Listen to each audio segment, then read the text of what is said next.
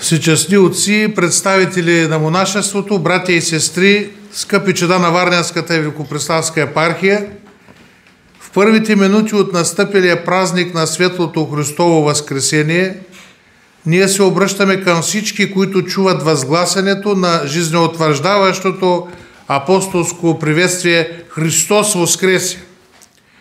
Знаем, че много от нас в този момент ще отговорят воистину Воскресе. В това прогласяване на истината за Възкресението на Спасителя се съдържа целият смисъл на нашата вяра. Преди повече от 2000 години Господ дошъл в света.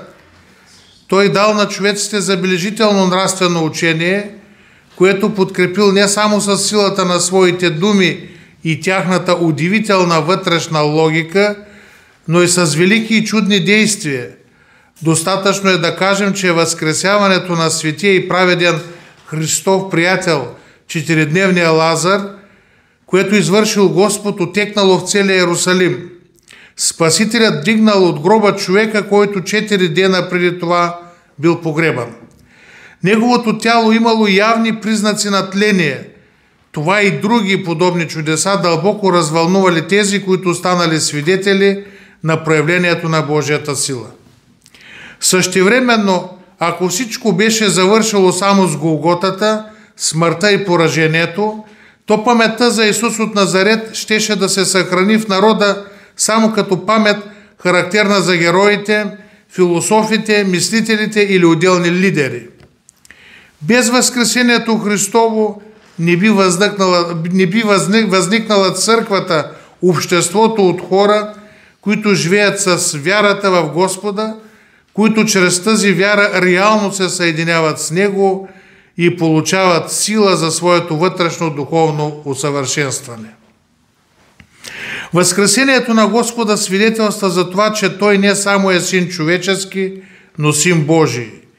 Той е победител на смъртта и греха и съединявайки се с Него, ние се съединяваме с Бога, а това значи, че получаваме Божията благодат, която ни помага да преодоляваме всякакви трудности, изпитания и скърби, да излезем победители от различни жизнени колизии, защото силата Божия лекува нашите немощи и възпълва човешките недостатъци. Когато човек сам се бори с злото, надявайки се само на себе си, то победата над злото се оказва непосилна. Но ако той призове Божията помощ, то заедно с Бога, с възкръсналия Спасител, ще излезе от тази битка победител. В този ден човекът не само чувства пасхалната радост на емоционално равнище, но я постига и чрез разума и ние разбираме колко е убедително, логично и всеобхватно християнското учение. То е вдъхновяващо и жизнеутвърждаващо. Но най-главното, това е радостта от светлия празник на Христовата Пасха, която ние преживяваме в сърцето си. Защото вече не само с ума познаваме силата на християнското учение, не чрез разума постигаме значението на Възкресението Христово, но със сърцето чувстваме, че възкръсналият Господ реално живее в църквата и преподава своята благодат. Той се докосва до нашето естество. Това съприкосновение в пасхалната нощ усещат милиони и милиони хора по целия свят. Ние всички празнуваме това вселенско тържество, прославяйки Христос Възкръсналия и радостта, която по време на пасхалното богослужение влиза в сърцето на човека, остава с него задълго. Обични в Господа, братя и сестри, в пасхалната нощ се обръщаме към всички, които присъстват в Божия храм и към тези, които по една или друга причина не са могли да го посетят. Обръщаме се и към онези, които не са влезли в църковната ограда поради липса на вяра. Ние от все сърце им пожелаваме да я намерят, защото вярата в Бога променя живота на човека, прави го прекрасен.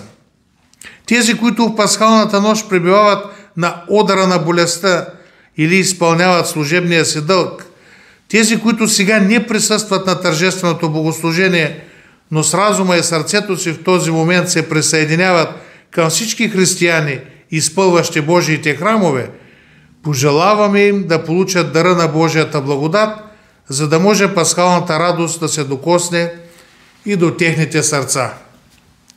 Всеки път, когато вършим добри дела, когато помагаме на болните, слабите, немощните, когато протягаме дружеска ръка към нашите ближни, ние изпитваме вътрешно удовлетворение, а това е и отблясък на пасхалната радост.